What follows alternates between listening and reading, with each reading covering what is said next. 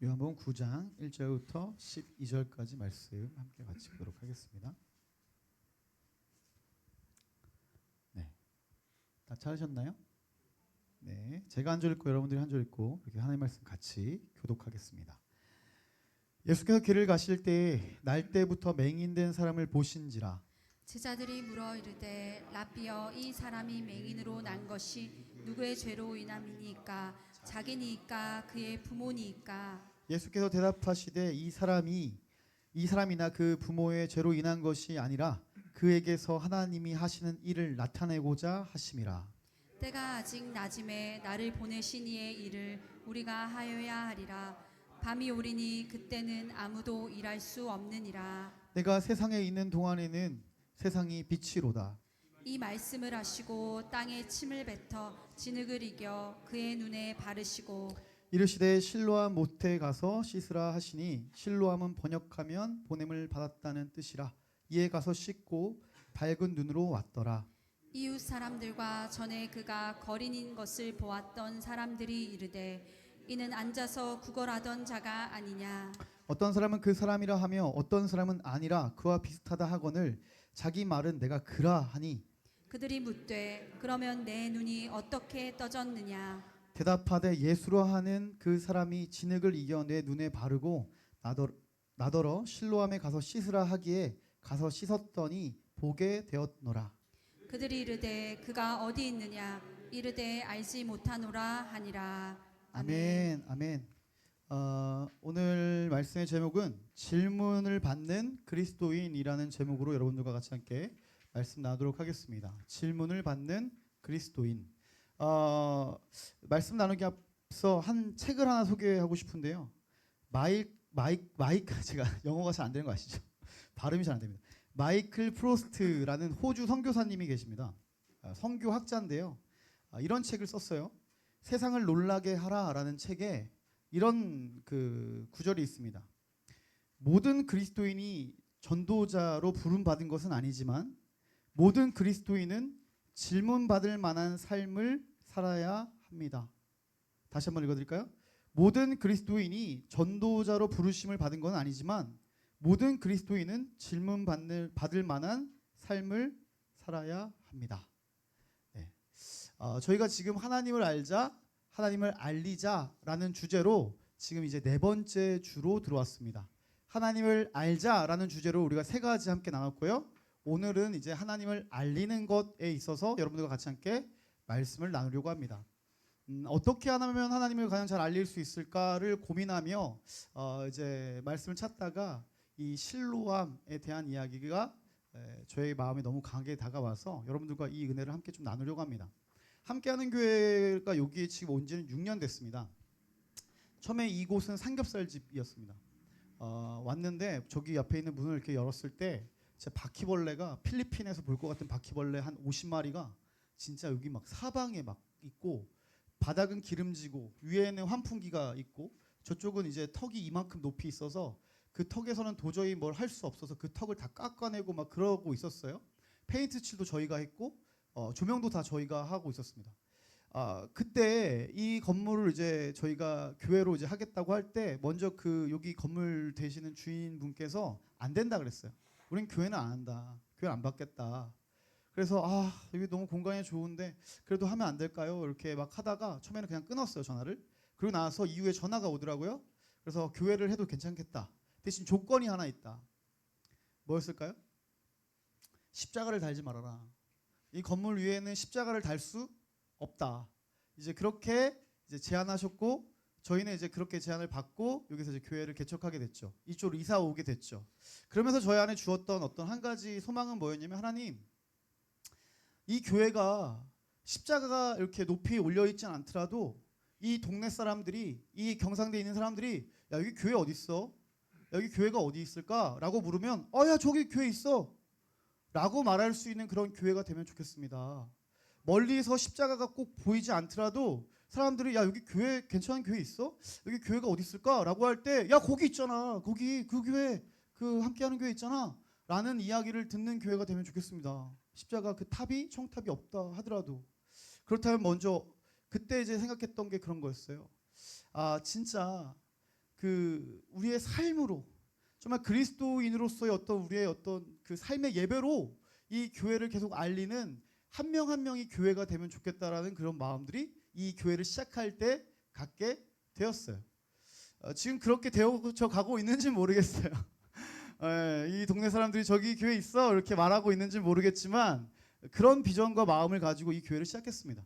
그리고 올해가 들어서 하나님이 저에게 주셨던 마음이 한 가지가 있는데 그것은 무엇이냐면 흩어지는 교회였습니다. 작년까지 재작년까지 모이는 교회였다면 이제는 좀 너희가 흩어지는 교회.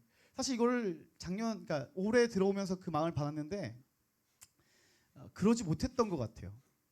계속 안에서 뭘 할 수 있지? 우리가 뭘 해야 되지? 어떤 예배를 세워야 되지? 그래서 계속 사람을 세우고 뭘 하고 뭐 이걸 어떻게 해야지? 마을을 어떻게 해야 되지? 막 이런 것들로 고민을 하며 제 마음이 죽겠더라고요. 아마 여러분들이 가장 잘 아실 거예요. 제 표정이 그렇게 건강하지 않았다라는 거. 그래서 저는 사실 생각했습니다. 이게 어떤 관계 때문에 내가 지금 기분이 안 좋은 건가? 내가 누구랑 지금 사이가 좋지 않은 건가? 아니면 내가 지금 이 사역들이 지금 열리지 않아서 내가 힘든 건가? 아니라 하나님께서 나에게 이번에 저희 교회에 주신 말씀에 순종하지 않고 또다시 내 힘으로 하려다 보니까 죽겠는 거예요. 너무 힘든 거예요, 이게. 하나님 분명히 저에게 말씀하신 것이 있는데 그러지 않고 또다시 뭔가를 또 막 교회 안에서 뭔가 막 그 모이려고 하는 것들에 힘을 쓰다 보니 그것이 참 쉽지 않았던 것 같아요. 다시 말하면 함께 모여 말씀을 나누고 찬양하는 것도 좋지만 하나님 우리에게 지금 원하시는 건 이제는 알리라는 것이에요. 이제 예수 그리스도 주님 다시 오실 길을 계속 우리가 있는 그 자리마다 여러분 목회자만 아니라 이 설교의 자리나 예배의 자리뿐만 아니라 우리가 또다시 흩어진 자리에서 예수님께서는 계속 우리에게 그 주님을 알리라고 말씀하시는 것 같아요. 그렇기에 지금 우리가 이 자리에서 다시 오늘 본문의 이 실로암에 태어날 때부터 맹인된 이 사람을 한번 바라보면 좋겠어요. 여러분 이 내용을 잠깐 설명하자면 여러분은 많이 들어봤을 겁니다. 실로암 하면 떠오르는 게 뭐예요? 군대. 실로암 하면 뭐 다 군대가 떠올라 막 난리가 나잖아요. 뭐 그거 따라하네 지금. 네. 이렇게 막 하는 그런 실로암을 생각할 수 있는데 원래 이 말의 의미는 보냄을 받았다라는 의미가 있죠.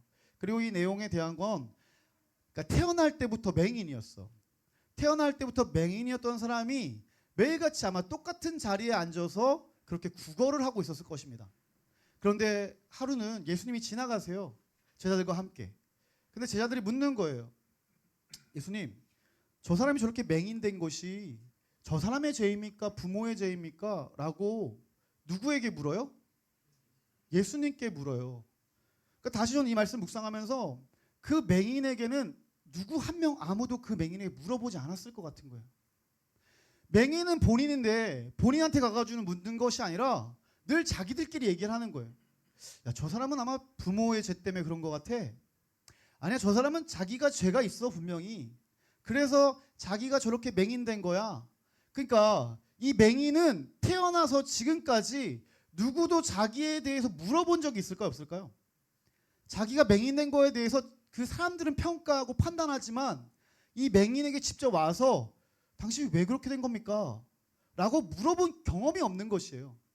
근데 이게 마치 오늘날 우리 교회 같지 않아요? 오늘날 우리 그리스도인들 같지 않나요? 여러분 혹시 여러분들에게 세상이 질문을 합니까? 내가 그리스도인이라서 사람들이 야 너는 교회 왜 다녀? 너 왜 그렇게까지 해? 너 왜 그렇게 열심히 하나님을 섬겨? 너 바보 아니야? 너 왜 그렇게 너의 삶을 그렇게 드려? 너 왜 그래 도대체? 들어보셨죠? 들어보셨습니까 여러분? 들어보십니까 여러분 그런 얘기들? 저는 가끔 좀 그게 되게 부러워요. 여러분 목회를 하면 가끔 부러운 게 뭐냐면 그 제 주변엔 다 믿는 사람들이에요. 세상 사람들이 저한테 질문을 안 해요. 주변에 세상 사람들이 없으니까요. 다 믿는 사람들밖에 없으니까 이런 질문을 잘 안 해요. 대신 이제 이 짤랭이들이 신앙의 짤랭이들이 이제 저한테 자꾸 물어보기 시작하죠. 왜 그래야 됩니까? 왜 이렇게 하시는 겁니까? 막 이렇게 하면서 막 그런 질문을 하지만 뭐 당신 도대체 왜 그렇게 사십니까? 이런 것들을 세상에서 저는 질문을 받기가 어려워요. 그럼 여러분들에게 한번 물어보고 싶어요. 여러분이 지금 있는 그 자리가 정말 세상의 자리 아닙니까? 근데 그들에게 혹시 질문을 받아보세요? 너 도대체 왜 그렇게 교회 왜 이렇게 예수님 사랑해? 왜 바보같이 그렇게 살아? 근데 그런 질문을 혹시 받지 않고 그냥 그렇게 있었다면 여러분 조심스럽게 얘기하지만 아직 우리는 예수님을 온전히 만나지 않은 것 같아요. 여러분 이 맹인은요 예수님을 만나고 난 다음에 사람들이 막 질문을 하기 시작하는 거예요. 평생 한 번도 질문 받아보지 못했던 그가 예수님을 만나고 난 다음에 수많은 사람들이 그에게 찾아와서 질문해요. 질문. 한 번만 한 게 아니라 우리가 읽지 않았던 성경을 쭉 보면 계속 물어. 계속. 너 도대체 어떻게? 너 도대체 어떻게 그렇게 눈을 뜬 거야? 어떻게 그렇게 난 거야? 어떻게 그렇게 멀끔해진 거야? 어떻게 그렇게 생명력이 있게 그렇게 너 지금 다닐 수 있는 거야? 라고 계속 질문하기 시작하는 것입니다. 언제부터? 예수님을 만나고 난 다음부터. 그러면 여러분 질문 하나 하겠습니다. 오늘 우리가 이 예배 자리까지 다 같이 모였는데 우리는 지금 예수님 만났나요? 안 만났나요? 만났어요. 그죠? 우리 모두 다 예수님 만났잖아요. 예수님 주변에도 수많은 사람들이 예수님 만났을까요? 안 만났을까요? 만났어요. 그런데 오늘 왜 이 맹인에게는 유독 이런 질문들을 쏟아내기 시작할까요? 말씀 하나 찾아볼까요? 요한복음 9장입니다. 요한복음 9장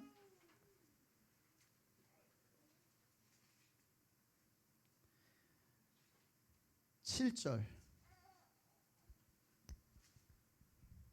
6절부터 볼까요? 6절 7절 9장 6절 7절 한번 읽어볼까요? 시작. 이 말씀을 하시고 땅에 침을 뱉어 진흙을 이겨 그의 눈에 바르시고 이르시되 실로암 못에 가서 씻으라 하시니 실로암은 번역하면 보냄을 받았다는 뜻이라. 이에 가서 씻고 밝은 눈으로 왔더라. 아멘. 이 사람도 예수님 만났고 그 전에 있는 수많은 사람들도 예수님을 만났는데 왜 유독 이 사람에게 계속 사람들이 질문을 할까? 그 말씀 오늘 본문에 나와 있습니다. 예수님께서 그 맹인된 사람이 뭐라고 말씀하시죠? 먼저는 이제 침을 이제 바닥에 이렇게 뱉으셨겠죠. 그리고 이제 그 침 얼마나 많이 뱉으시면 이렇게 진흙을 만들 수 있을지 모르겠지만 침을 뱉으시고 진흙을 만드셨어요. 그리고 그 진흙 바른 거를 그 사람에게 이렇게 바르시죠. 그리고 나서 뭐라고 말씀하시죠? 실로암 못에 가서 씻으라고 말씀하세요. 그러니까 그 맹인된 사람이 어떻게 하죠? 가서 씻었더라. 가서 씻으라.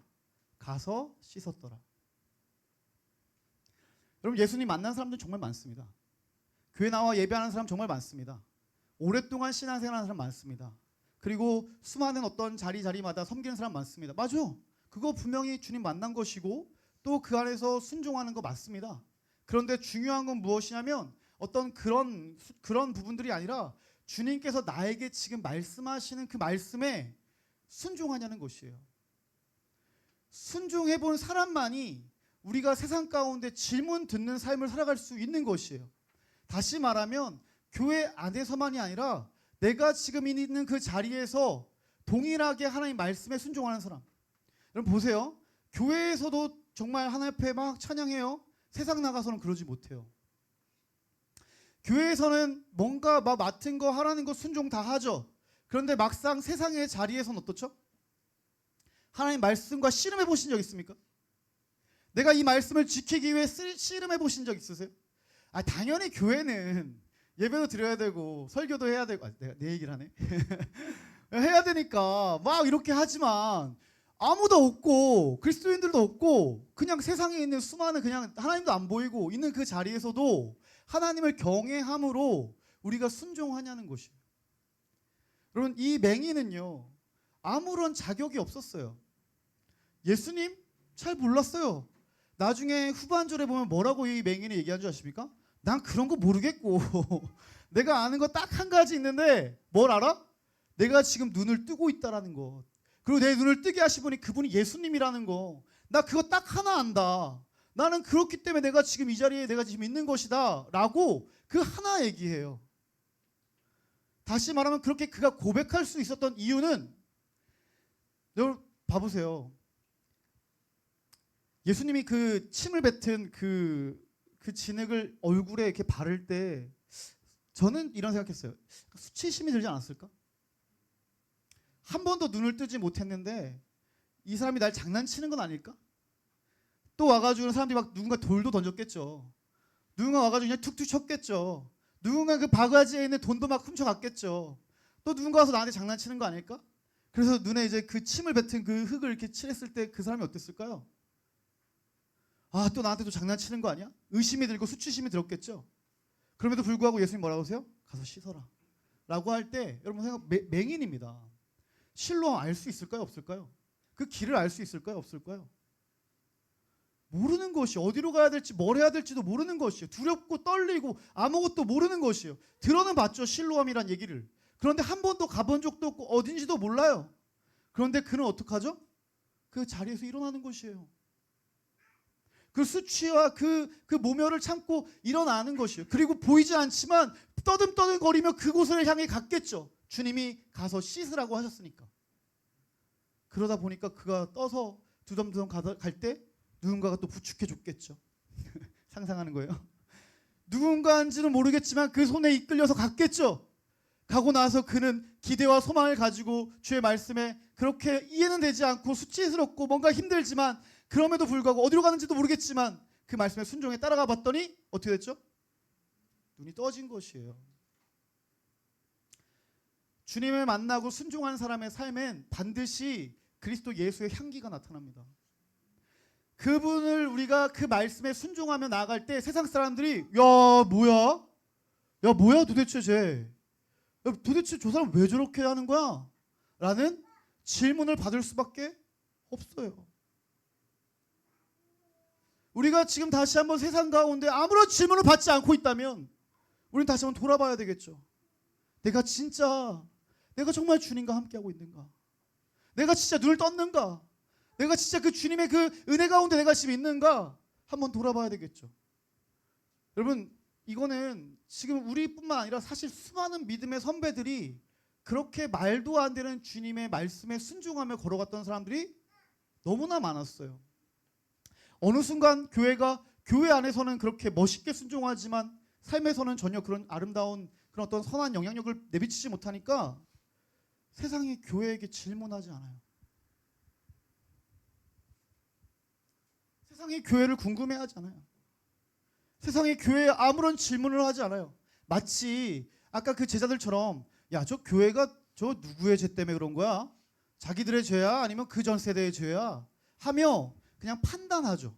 정죄하고 교회에게 물어보질 않아요.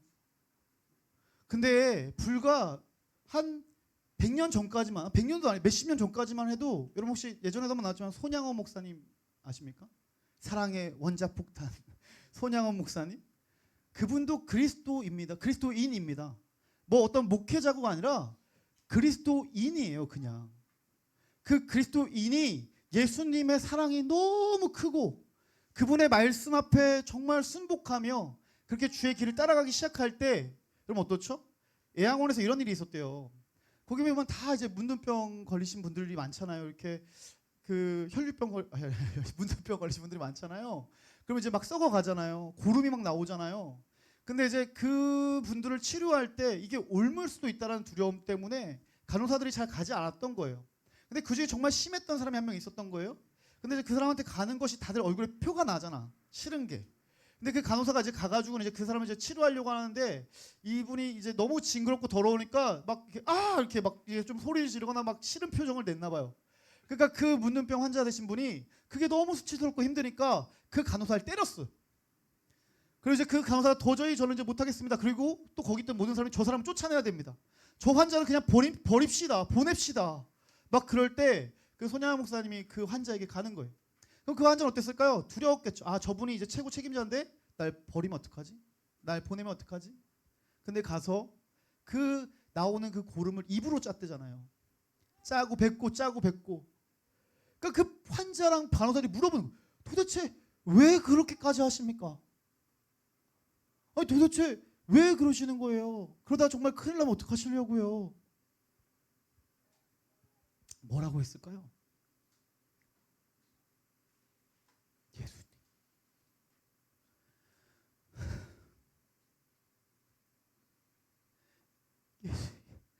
예수님,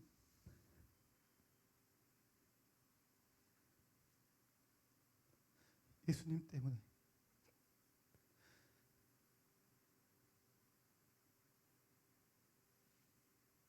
죄송합니다.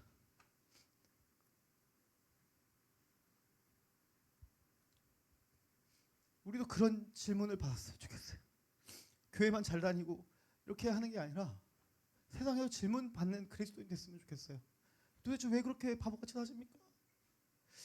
예수님 때문에요. 예수님 때문에. 예수님 저를 사랑해 주셔. 날 왜 사랑해 주시는지 모르겠는데 날 너무 사랑해 주셔가지고 내가 이렇게 살아요.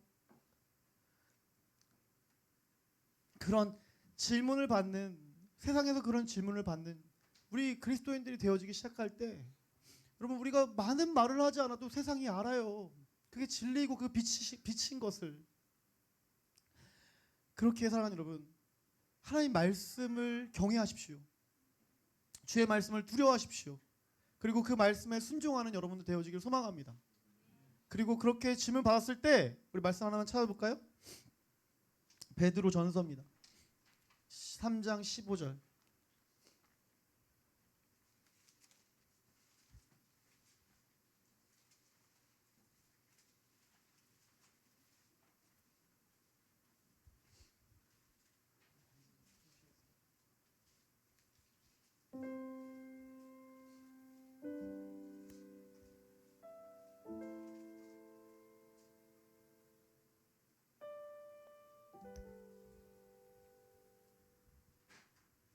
다 찾으셨나요? 같이 한번 읽을까요? 시작.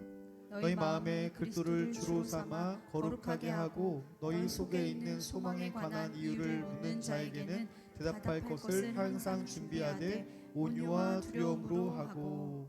아멘. 사랑하는 여러분, 우리가 늘 준비되어지길 소망합니다. 누군가가 나의 삶 가운데 도대체 당신 왜 그렇게 사십니까? 왜 그러십니까? 왜 바보같이 하십니까? 라고 할 때 우리가 온유와 두려움으로 또 선한 양심을 가지고 우리가 그 세상에 답해줄 수 있으면 좋겠습니다. 근데 그것이 말로가 아니라 주님이 나에게 하신 그 은혜, 주님이 나에게 정말 사실로서 역사하신 그것 한 가지, 그 한 가지만 전하면 되는 거 아닙니까? 많은 설명이 필요한 게 아니잖아요. 어떤 신학적인 걸 얘기하라는 것이 아니잖아요. 내 삶 가운데 진짜 살아 역사하시는 그 예수님, 여전히 나에게 사랑한다, 사랑한다, 사랑한다 말씀하시는, 아무런 자격도 아무런 소망도 없는 나에게 계속 끊임없이 사랑한다, 사랑한다, 사랑한다 말씀하시는 그 예수님, 그 예수님을 전하기 시작할 때 그분이 일하기 시작할 줄 믿습니다. 사랑하는 여러분, 그렇게 우리에게 다시 그 예수님이 선명해지길 원하고 우리 같이 함께 찬양하며 다시 그 예수님을 기억하는 우리가 되어지길 원합니다.